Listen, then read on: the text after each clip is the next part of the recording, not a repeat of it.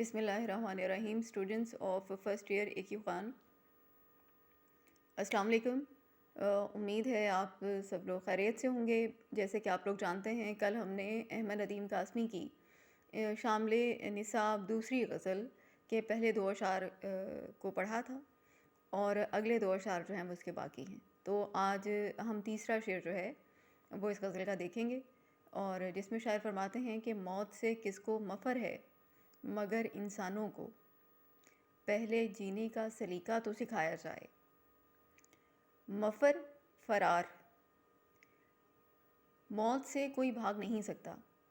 شاعر کہتے ہیں کہ موت سے کوئی بھی انسان بھاگ نہیں سکتا، لیکن بحیثیت اشرف المخلوقات انسان کو مرنے سے پہلے اس دنیا میں زندگی گزارنے کا طریقہ اور سلیقہ آ جانا چاہیے. شاعر نے اس شعر میں اخلاقی ایک پہلو کو بیان کیا ہے. مطلب اس شعر کا موضوع جو ہے وہ اخلاقی نوعیت کا ہے، اور اس میں ایک اٹل حقیقت کی طرف اشارہ ہے. اس کے پہلے مصرعے میں اللہ پاک فرماتا ہے قرآن پاک میں، کل نفس ذائقۃ الموت، ہر نفس نے موت کا ذائقہ چکھنا ہے. موت ایک اٹل حقیقت ہے، اور انسان جو ہے وہ اس حقیقت سے بھاگ نہیں سکتا، فرار نہیں ہو سکتا. کوئی راہ فرار، کوئی جائے پناہ نہیں ہے. ہر انسان کی، ہر ذی روح کی موت کا ایک وقت مقرر ہے، اور وہ اسے آ کر رہنی ہے. دیگر مخلوقات اور انسان کا معاملہ ایک دوسرے سے مختلف ہے. انسان کو اللہ پاک نے اس دنیا میں اپنا نائب اور جانشین بنا کر بھیجا ہے، اور اس حوالے سے کچھ ذمہ داریاں جو ہیں وہ اسے تفویض کی ہیں کہ بحیثیت انسان اسے اس دنیا میں کس طرح سے رہنا ہے، اور کس طرح سے اپنے فرائض جو ہیں ان کی انجام دہی کرنی ہے. لیکن موجودہ دور کا انسان جو ہے وہ اپنے ان تمام فرائض سے غافل ہو گیا ہے. وہ دنیا کی رنگینیوں میں کھو کر نفس پرست ہو گیا ہے، یا آپ یوں کہیں کہ وہ خود پرست ہو گیا ہے. اس کو اپنے سوا کچھ اور دکھائی نہیں دیتا. اس کی نظر صرف اور صرف اپنی ضروریات پر ہے، اور موجودہ دور کی ترقی سے فائدہ اٹھاتے ہوئے وہ صرف اپنے آپ کو فائدہ پہنچانا چاہتا ہے، اپنا بینک بیلنس بڑھانا چاہتا ہے، اپنا لائف سٹائل امپروو کرنا چاہتا ہے، ایک لگزوریس کائنڈ آف لائف وہ اسپینڈ کرنا چاہتا ہے.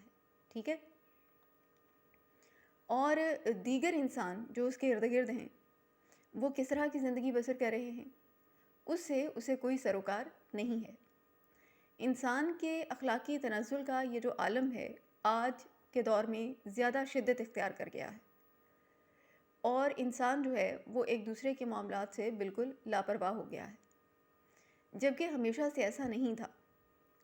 قرون اولیٰ کے مسلمانوں سے لے کر ابھی 1-1.5 صدی پیچھے ہم چلے جائیں تو یہاں تک بھی حالات بہتر تھے.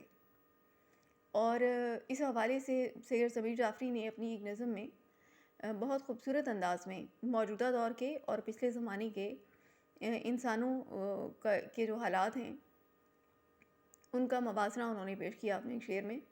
فرماتے ہیں کہ تھا کبھی علم آدمی، دل آدمی، پیار آدمی، آج کل زر آدمی، کسر آدمی، کار آدمی. اور پھر اگلے شعر میں تو انہوں نے بہت ہی خوبصورت بات کہہ دی. کہتے ہیں کہ کل بلاتی بستیاں، مشکل سے 2-4 آدمی.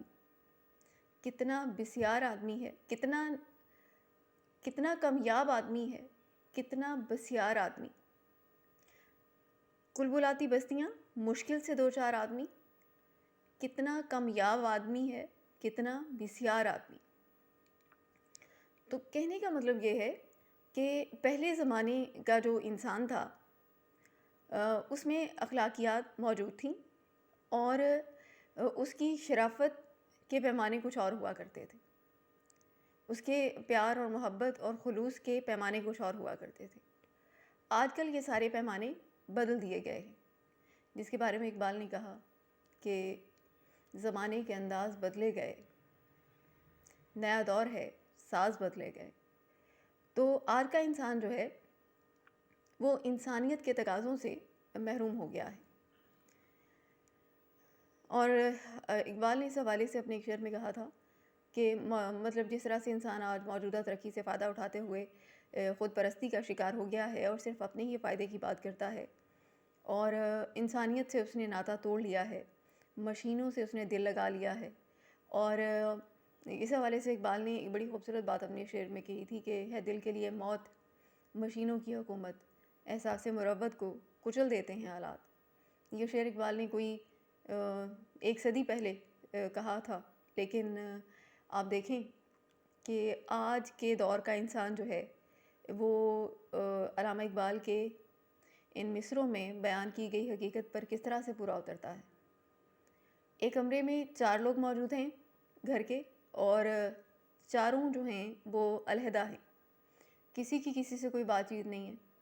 چاروں کے ہاتھ میں موجودہ دور کی مشینیں موبائل کی صورت میں، لیپ ٹاپ، ٹیب سب موجود ہیں، اور سب ایک دوسرے کے جذبات و احساسات سے بے خبر اپنی اپنی دنیا میں مگن ہیں۔ تو مطلب یہ ہے کہ پہلے دور میں جب کہ ترقی کا یہ عالم نہیں تھا، لیکن انسان جو ہے وہ انسان سے جڑا ہوا تھا، انسان زندگی گزارنے کے طریقے اور سلیقے سے واقف تھا، وہ انسانی اقدار اور روایات سے واقف تھا، جس کو موجودہ دور کے انسان نے بھلا دیا ہے، بلکہ اسے آپ یوں کہیں کہ پائمال کر کے رکھ دیا ہے۔ تو شاعر نے اس بہت تلخ حقیقت کی طرف اس شعر میں اشارہ کیا ہے۔ اگر ہم انسانی تقاضوں کو نبھاتے ہوئے زندگی گزاریں، موت ہمیں تب بھی آ جانی ہے۔ اگر ہم خود پرستی کا شکار ہو کر اور خود غرض ہو کر زندگی گزاریں، موت تب بھی آ جانی ہے۔ اب یہ انتخاب ہم نے کرنا ہے کہ ہم کس طرح کی زندگی گزارنا چاہتے ہیں۔ کیا ہم انسانیت کے دکھ درد میں شریک ہو کر اپنی زندگی گزارنا چاہتے ہیں کہ جس سے ہمیں کیا فائدہ ہوگا؟ الٹیمیٹلی نہ صرف ہماری بھی دنیا سنور جائے گی، بلکہ ہماری آخرت بھی آسان ہو جائے گی اگر ہم انسانیت کے تقاضوں کو پورا کریں گے۔ اور اگر ہم ایسا نہیں کریں گے تو دنیا والوں کے لیے بے فیض تو ہوں گے ہی، اپنی آخرت بھی برباد کر ڈالیں گے۔ ٹھیک ہے؟ تو اب یہ فیصلہ ہم نے کرنا ہے بحیثیت انسان، بحیثیت اشرف المخلوقات، اللہ تعالیٰ کا نائب جانشین ہونے کی حیثیت سے، کہ ہمیں کون سا راستہ چننا ہے، انسانیت کا یا خود غرضی کا۔ لیکن شاعر جو ہے وہ یہاں پر انسان کے لیے اس راستے کے انتخاب کا خواہاں ہے جو انسانی اقدار سے مزین ہے، جس میں انسانی اقدار جو ہیں وہ پامال نہ ہوں بلکہ ان کو فروغ ملے۔ انسان جو ہے وہ انسانیت کا دکھ درد بانٹے، دوسروں کے غموں میں شریک ہو اور ہر ممکن حد تک ان کو کم کرنے کی کوشش کرے۔ نبی پاک صلی اللہ علیہ وآلہ وسلم کی تعلیمات کا جب ہم مطالعہ کرتے ہیں تو وہاں سے بھی ہمیں بنیادی سبق یہی ملتا ہے۔ ٹھیک ہے؟ اور قاسمی صاحب کے اپنے ہی چند مصرے ہیں جس میں وہ فرماتے ہیں کہ اگر انسان انسانیت کے تقاضوں کو پورا کرے تو یقیناً اپنے اس عمل کو وہ اللہ کے سامنے اپنی بخشش کے وسیلے کے طور پر قیامت کے روز پیش کر سکے گا۔ قاسمی صاحب نے فرمایا، داور حشر مجھے تیری قسم، عمر بھر میں نے عبادت کی ہے، تو میرا نامہ اعمال تو دیکھ، میں نے انسان سے محبت کی ہے۔ تو انسان سے محبت سے مراد یہاں پر انسانیت سے محبت ہے۔ ٹھیک ہے؟ اور حالی کی جب ہم مسدس حالی پڑھتے ہیں، اس کا جو بند ایک بہت خوبصورت بند ہے جس میں وہ فرماتے ہیں مسلمانوں کو جھنجھوڑتے ہوئے اور ان کو ان کی اخلاقی اقدار ان کے سامنے دہراتے ہوئے فرماتے ہیں کہ یہ پہلا سبق تھا کتاب خدا کا کہ ہے ساری مخلوق کنبہ خدا کا، وہی دوست ہے خالق دوسرا کا، خلائق سے ہے جس کو رشتہ ولا کا، یہی ہے عبادت یہی دین و ایمان کہ کام آئے دنیا میں انسان کے انسان۔ یعنی اس سے بڑی کوئی اور عبادت نہیں ہے کہ انسان جو ہے وہ انسانیت کے کام آئے، اور اسی سے ہمارا ایمان جو ہے وہ مکمل ہوتا ہے۔ تو کیا شاعر نے کیا فرمایا کہ درد دل کے واسطے پیدا کیا انسان کو، ورنہ اطاعت کے لیے کچھ کم نہ تھے کروبیاں، فرشتے بہت ہیں اللہ کے پاس عبادت کے لیے۔ اور اللہ پاک نے انسان کو پیدا کیا کہ وہ انسانیت کے تقاضوں کو سمجھے اور اخلاقی اقدار کی پاسداری کرتے ہوئے انسانیت کے تقاضوں کو نبھاتے ہوئے وہ اپنی زندگی بسر کرے. ٹھیک ہے. لیکن موجودہ دور کی سائنسی ترقی میں ہم اتنا آگے بڑھ گئے ہیں اور اتنے نفس پرست ہو گئے ہیں، اتنے خود پرست ہو گئے ہیں کہ ہمیں کسی دوسرے کی کوئی پریشانی دکھائی نہیں دیتی. ہم ترقی کی دوڑ میں تو آگے بڑھتے جا رہے ہیں، لیکن انسانیت کے حوالے سے ہم بہت تنزل کا شکار ہو گئے ہیں. ضمیر جعفری کا شعر ہے کہ اس حوالے سے فرماتے ہیں کہ زندگی نیچے کہیں منہ دیکھتی ہی رہ گئی. یہ جو ہم نے سائنسی ترقی کی بدولت اپنا معیار زندگی بہت بلند کر لیا ہے نا، اور انسانوں سے اپنا ناطہ توڑ لیا ہے، ہر قسم کی لگژری اپنے پاس فراہم کر لی ہے، اور ایک دوسرے کے دکھ درد سے ناواقف ہو گئے ہیں، اس کے پیش نظر شاعر کا یہ بہت ہی باکمال شعر ہے ضمیر جعفری صاحب کا، جس میں وہ فرماتے ہیں کہ زندگی نیچے کہیں منہ دیکھتی ہی رہ گئی، کتنا اونچا لے گیا جینے کا معیار آدمی. تو وہ کون سی زندگی جو ہے وہ نیچے منہ دیکھتی رہ گئی؟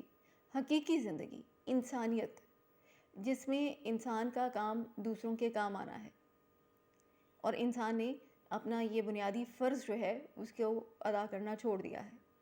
تو اب وہ غریب، وہ مستحق لوگ جن کی مدد کرنا ہمارا فرض تھا، وہ بہت قسم و پرسی کے عالم میں زندگی بسر کرنے پر مجبور ہیں، اور انسان جو ہے وہ اپنے فرائض سے غافل ہو گیا ہے.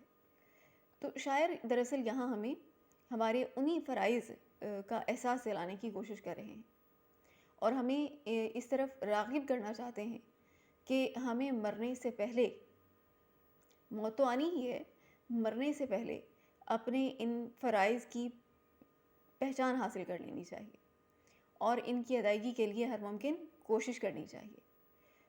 اگر غافل رہ گئے تو دنیا بھی برباد ہو جائے گی اور آخرت بھی، لیکن اگر ان تقاضوں کو کسی حد تک نبھانے میں کامیاب ہو گئے تو جہاں ہم کسی کی زندگی سنوارنے کا باعث بنیں گے، وہاں ہماری اپنی زندگی بھی سنور جائے گی. تو موت سے کس کو مفر ہے، مگر انسانوں کو پہلے جینے کا سلیقہ تو سکھایا جائے. تو انسانوں کو مرنے سے پہلے اس دنیا میں زندگی گزارنے کا طریقہ سیکھ جانا چاہیے. شاعر نے بہت ہی تھاٹ پرووکنگ بات کی ہے اس شعر میں، اور بہت متاثر کرنے والا شعر ہے ان کا. اگر ہم اس کو سمجھیں اور اس پر عمل کریں تو یقیناً انسانیت جو ہے وہ دوبارہ اسی مقام پر فائز ہو سکتی ہے جو ہمارے اسلاف کا خاصہ تھا. ٹھیک ہے. اب آخری شعر ہے، یہ مقطع ہے، یہ پیپر میں تو نہیں آئے گا لیکن مختصراً ہم اس پر بات کر لیتے ہیں. شاعر فرماتے ہیں کہ حکم ہے سچ بھی کرینے سے کہا جائے ندیم، زخم کو زخم نہیں پھول بتایا جائے. مقطع ہے، یعنی دونوں مقطع کی دونوں شرائط اس کے اندر پوری ہو رہی ہیں. ایک تو یہ کہ آخری شعر ہے، اور دوسرا شاعر نے اس میں تخلص کا استعمال کیا ہے، تو یہ پراپرلی مقطع ہے. اچھا، حکم ہے سچ بھی کرینے سے کہا جائے ندیم، کرینے سے، سلیقے سے، طریقے سے، خوبصورت انداز میں سچ بولا جائے. اور سچ کیا بولا جائے کہ زخم کو زخم نہیں پھول بتایا جائے. آپ کو پتہ ہے کہ زخم اور پھول میں قدر مشترک کیا ہے؟ دونوں لال رنگ کے ہوتے ہیں. پھول بھی لال رنگ کا ہے، یہاں جس پھول کے ساتھ مشابہت قائم کی گئی ہے وہ لال رنگ کا ہے، اور زخم بھی لال رنگ کا ہوتا ہے. اچھا، جیسے کہ میں نے قاسمی صاحب کے تعارف میں آپ کو بتایا تھا کہ ان کا تعلق ترقی پسند تحریک سے تھا، اور ترقی پسند تحریک سے منسلک جو ادیب تھے وہ عوام کے استحصال کی بات کرتے تھے، عوام کے استحصال کے خاتمے کی بات کرتے تھے. وہ یہ چاہتے تھے کہ لوگوں کو ان کے حقوق ملیں، اور غریبوں کو ان کے حق سے محروم نہ رکھا جائے، اور جو حکمران طبقہ ہے اور جو امراء کا طبقہ ہے وہ غریبوں کو ان کا حق دے اور ان کے حقوق پر غاصبانہ قبضہ نہ کرے. اب جو لوگ حق اور صداقت کی بات کرتے تھے اس زمانے میں، کسی بھی زمانے میں یا آج کے زمانے میں، تو آپ دیکھیں کہ ان کو پھول کبھی بھی نہیں پہنائے جاتے، بلکہ ان کی راہ میں روڑے اٹکائے جاتے ہیں، اور ان کو ان کے اس سیدھے رستے سے باز رکھنے کی کوشش کی جاتی ہے، اور ان کی بات سنی نہیں جاتی. فیض نے فرمایا تھا نا کہ ادھر ایک حرف کے کشتنی، یہاں لاکھ عذر تھا گفتنی. جو کہا تو سن کے اڑا دیا، جو لکھا تو پڑھ کے مٹا دیا۔ تو صاحبان اقتدار جو ہوتے ہیں، جو اہل حکومت ہوتے ہیں، وہ ان کا رویہ جو ہے وہ کچھ اس طرح کا ہوتا ہے کہ وہ اپنی بات پر ڈٹ جاتے ہیں اور حق بات سننے کے لیے تیار نہیں ہوتے، اور اپنی طاقت اور اختیارات کا ناجائز استعمال کرتے ہوئے حق بات کرنے والوں کو اپنی راہ سے ہٹانے کے لیے ہر ممکن حربے اور ہتھ کنڈے استعمال کرتے ہیں۔ تو شاعر کہتے ہیں کہ جب اس طرح کے حالات ہو جائیں تو پھر اپنا بات کرنے کا انداز جو ہے وہ بدل دینا چاہیے، یعنی بات ایسے انداز میں کرنی چاہیے کہ جس تک آپ اپنی بات پہنچانا چاہ رہے ہیں اس تک بات آپ کی پہنچ بھی جائے اور وہ اس کو سن بھی لے اور سمجھ بھی لے، یعنی بات کرنے کا انداز جو ہے وہ بدل دیا جائے۔ ٹھیک ہے، تو بات کرنے کا انداز کیسا کر دیا جائے کہ اگر ان کے سامنے، اہل حکومت کے سامنے یا امراء کے سامنے یا حکمران طبقے کے سامنے آپ اپنے مصائب کا، اپنی تکلیفوں کا ذکر کرنا چاہتے ہیں یا اپنے عوام کے مصائب اور تکلیفوں کا ذکر کرنا چاہتے ہیں، تو اس کا انداز کیسا ہونا چاہیے؟ آپ یہ نہ کہیں کہ ہمیں زخم لگے، آپ کہیں کہ ہمیں پھول لگے۔ مطلب کہنا یہ تو نہیں کہنا کہ سر دیکھیں یہ مجھے یہ پھول لگے ہیں، آپ اپنے زخم ان کے سامنے پیش کریں اور کہیں کہ یہ دیکھیں مجھے پھول لگے ہیں، ایسے تو نہیں کہنا۔ کہنے کا مطلب یہ ہے کہ اپنا بات کرنے کا انداز کچھ اس طرح کا ڈیولپ کر لینا ہے، اختیار کر لینا ہے کہ اگلا بندہ ایٹ لیسٹ آپ کی بات سن لے۔ اگر آپ سیدھے سباؤ جا کر بات کریں گے تو یقیناً وہ نہیں سنیں گے، بلکہ وہ اور ہتھے سے اکھڑ جائیں گے اور آپ کی باتوں پر عمل کرنا تو درکنار، وہ تو سننے کو تیار نہیں ہوں گے اور یقیناً آپ کو کسی بڑی سزا کے مستحق وہ قرار دے دیں گے۔ تو ایسے میں پھر اپنا بات کرنے کا ڈھب جو ہے وہ بدل دینا چاہیے اور عمدہ انداز سے بات کرنی چاہیے تاکہ آپ کی بات جو ہے وہ پہنچ جائے، سن لی جائے۔ ٹھیک ہے، اچھا یہ تو ہو گئی نظریاتی حوالے سے بات۔ اگر ہم اس کا خارجی مفہوم دیکھیں، یعنی ہم عشق مجازی کے حوالے سے بات کریں، تو اگر شاعر جو ہے وہ اپنے محبوب سے جا کر سیدھے سبھاؤ اس کے رویے کا جو ہے شکوہ کرے گا اور اسے بے وفا کہے گا، تو یقیناً محبوب اسے پھولوں کے ہار تو نہیں پہنائے گا، بلکہ وہ اس سے اور زیادہ خفا ہو جائے گا۔ غالب کا ایک بہت خوبصورت شعر ہے اس حوالے سے، جس میں وہ کہتے ہیں کہ نکالا چاہتا ہے کام کیا تانوں سے تو غالب، نکالا چاہتا ہے کام کیا تانوں سے تو غالب، تیرے بے مہر کہنے سے وہ تجھ پر مہرباں کیوں ہو۔ یعنی اگر تم نے محبوب کو اپنی کوئی بات سنانی ہے، اس کے رویے کا شکوہ بھی کرنا ہے، تو انداز بیان اس طرح کا اختیار کرو کہ اس تک بات بھی پہنچ جائے اور اسے برا بھی نہ لگے۔ ٹھیک ہے، تو یہ دونوں پہلو یہاں پر ہم نے اس کے دیکھ لیے ہیں اور مجھے امید ہے آپ کو سمجھ آ گئی ہوگی۔